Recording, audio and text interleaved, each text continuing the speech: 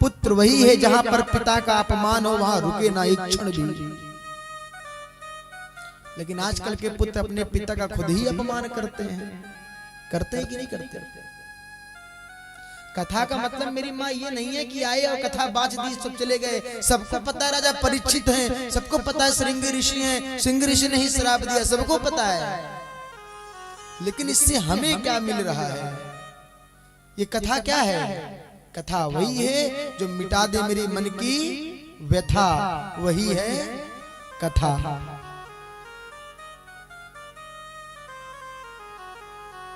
ये कथा समझने की योग्य है, इसलिए आपको एक एक नस पकड़ के बता रहा हूं। वो पुत्र नहीं है जहां पर पिता का अपमान हो और कह दे अरे चलो पापा तो ऐसे हैं, छोड़ो छोड़ो, तुम तो हमसे मतलब रखो। ऐसे ही होता है ना, पापा जी तो ऐसे ही हैं, छोड़ो उनको, अब तुम मुझसे मतलब रखो। यानी पिता का मतलब हटा करके अपना मतलब रखने वाला व्यक्ति कौन है? पुत्र है।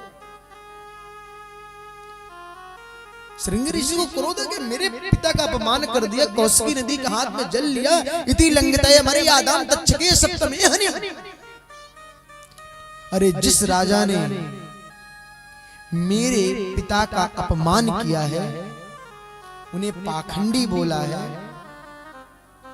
पुत्र वही है जो अपनी आंखों के सामने कभी भी अपने पिता का अपमान देखे तो उस पुत्र को अपने शरीर का त्याग कर देना चाहिए।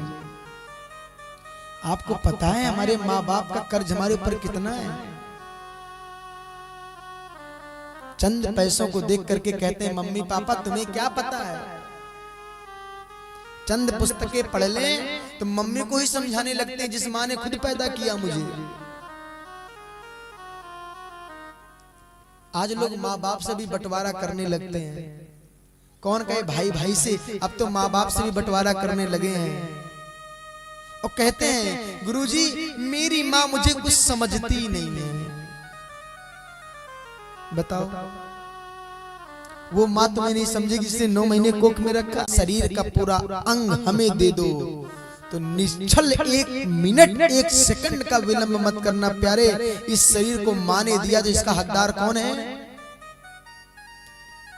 भाई ये पुस्तक मेरी है तो मैं जो चाहूं सो करूं, फिर मुझे इसको किसी को देने में क्यों इतना भय लगेगा? भाई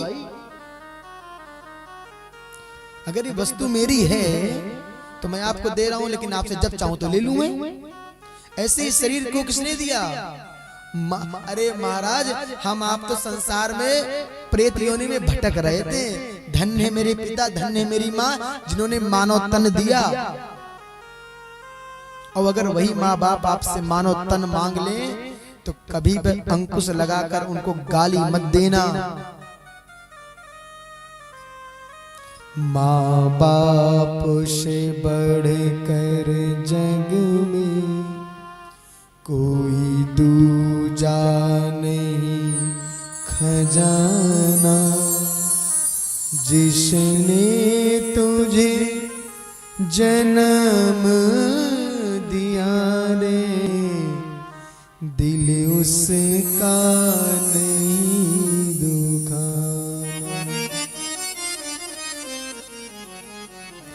बड़ा कर्ज है इनका मुझ पे, उस कर्ज को हमें चुकाना। हाथ उठाओ किन किन माताओं ने अपने माता पिता का कर्ज चुका दिया है? वो हाथ उठाएंगे जिन्होंने कर्ज अदा कर दिया हो। कैसे कर्ज अदा किया आपने? पैसे से, पैर दबा करके। एक बेटे को भूत सवार हो गया कर्ज अदा करने का। एक दिन अपने माँ के पास आया, माँ मैंने सुना है कि माँ का कर्ज कोई अदा नहीं कर सकता, मैं करूंगा अदा। माँ ने कहा ठीक है बेटा कर ले। बेटा पूछता माँ कितने लीटर दूध पिलाया है, कितने रुपए मेरे ऊपर खर्चे किए हैं तुमने, कितना पढ़ाई में लगाया है? मेरे पास बहुत पैसा है, विदेश से कमा के आए। बोल मत तेरे हिसाब कितने हैं, मैं दुनिया का पहला ऐसा आदमी बनूंगा जो सारा कर्ज अदा किया रहूंगा। माँ ने कहा बड़ा लंबा चौड़ा हिसाब है, लेकिन माँ मैं हिसाब करके कल यहाँ से हमेशा के लिए निकल जाऊंगा। माँ ने कहा ठीक है बेटा, अब लंबा चौड़ा हिसाब है, रात भर का समय लगेगा, बताऊंगी कितना कर्ज है, लेकिन एक काम कर। क्या? अब तो कल तू चला जाएगा कर्ज चुका करके। बोले हाँ। बोले आज रात मेरे पास सो जा। बेटे ने कहा इसमें कौन सी बड़ी बात है, सो जाएंगे। बोले बस आज रात मेरे साथ सो जा और मैं कल हिसाब लिख करके रात भर में तुझे दे दूंगी, तो कर्ज चुका देना। ठीक है। कथा समझ में आ रही है? बकरे की तरह मत समझ लियो, ऐसे नहीं। पुत्र ने कहा मैं कर्ज अदा करूंगा। रात्रि हुई, माता और पुत्र दोनों एक साथ एक खाट पे लेटे, ठंडी का महीना था, लेट गए। माँ अपनी आंखों में आंसू भर के रो रही कि मेरे बेटे के ऊपर किसी ने क्या कर दिया कि माँ के कर्ज को अदा करने की सोच रहा है और छोड़कर जाने की बात कह रहा है। रोते रोते रात के 12 बज गए। जब थक गई तो माँ ने कहा बेटे से, बेटा गला सूख रहा है, प्यास लगी, गिलास पानी दे देगा? वैसे भी तू कल छोड़कर हमें जाने वाला है। बेटे ने कहा माँ ठंड लग रही है, पर चल कोई बात नहीं, ले आता हूँ। बेटा गया, एक गिलास पानी लाया, माँ के सामने रखा। माँ ने पानी को लिया, लेकिन माँ रोते रोते इतनी पागल हो गई थी कि हाथ पैर कप रहे थे उसके। वो हाथ में जैसे जल पकड़ी और हाथ जैसे पास मिलाई, वो जल धीरे से जहां बेटा लेटा था वो जल वहां गिर गया। बेटा चिल्ला रही, माँ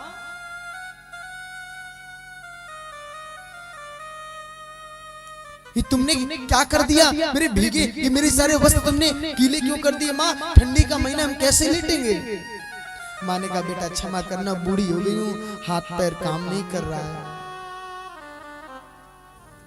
हमें लगता है पोस्टर छपाने से पहले कथा सुनने में फायदा ज्यादा होगा। बोलो राधे राधे। माँ ने कहा बेटा क्षमा करो, अब ऐसी गलती नहीं होगी, आजा तू यहाँ सो जा।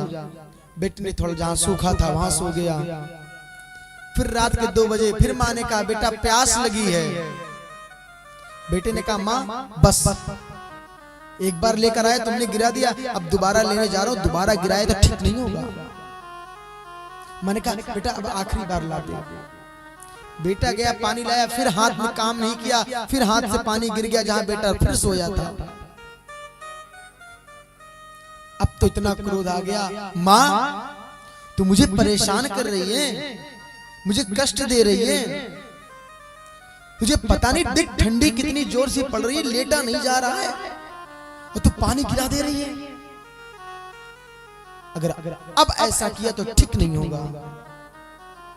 माँ ने माफ कर दिया। फिर सुबह के 4 बजे तो माँ ने फिर कहा बेटे से बेटा बस आखिरी बार और पानी पिला दे। एक बार 12 बजे मांगा, एक बार 2 बजे, एक बार शाम को, रात सुबह में 4 बजे मांगा। बोले बेटा बस आखिरी बार जल पिला दे, तुझे तो कल जाना है, बस आज और पिला दे, बस एक बार और। बेटे ने इस बार कुछ कहा नहीं, आंख लाल लाल करके कहा माँ अगर अब गिराया तो पूरी रात मेरी नींद खराब हो गई है। बेटा फिर जल लेने गया और इस बार माँ को जैसे जल दिया, माँ के हाथ से फिर जल गिर गया उसके ऊपर। तो बेटे ने झल्ला करके माँ के गाल पर एक तमाचा जड़ दिया धड़ाम से। जैसे माँ के गाल पे तमाचा जड़ा, माँ ने गाल को पकड़ के बोले बेटा बस। बोले मतलब? बोले बेटा तूने 3 बार पानी को देखा, ठंड को देख करके, गीले बिस्तर को देख करके तूने एक तमाचा जड़ दिया। सोच जब तू छोटा था तो कितनी बार रात रात भर लघु शंका करता था। मैं पानी पर बिस्तर गिर गया, तू लेटने की बारी आई तो तू हमको गाली देने लगा, और जब तू पेशाब करता था तो उस पर मैं लेटती थी और तुझे सूखे अपने आंचल को बिछा के तुझे सुलाती थी। तुझे रात में मैंने जगाई, तूने 1000 गाली दी और तू रात रात भर मेरे दूध के लिए रोता रहता। मैंने तुझसे तो कभी कुछ नहीं कहा। और और तू मेरा कर्जा अदा करने आया है? क्या उस रात का कर्जा अदा करेगा जिस रात को जग करके तुझे पाला है, या उस रात का कर्जा अदा करेगा कि तुझे खुद गीले में मैं सुलाई थी? मैंने पानी मांगा तो तूने मार दिया, और तुझको तो मैं अपना खून पिला पिला के बड़ा किया, तो उस कर्जे को अदा करने की बात करता है? जा बेटा, यही मेरा कर्जा है, यही अदा हो गया।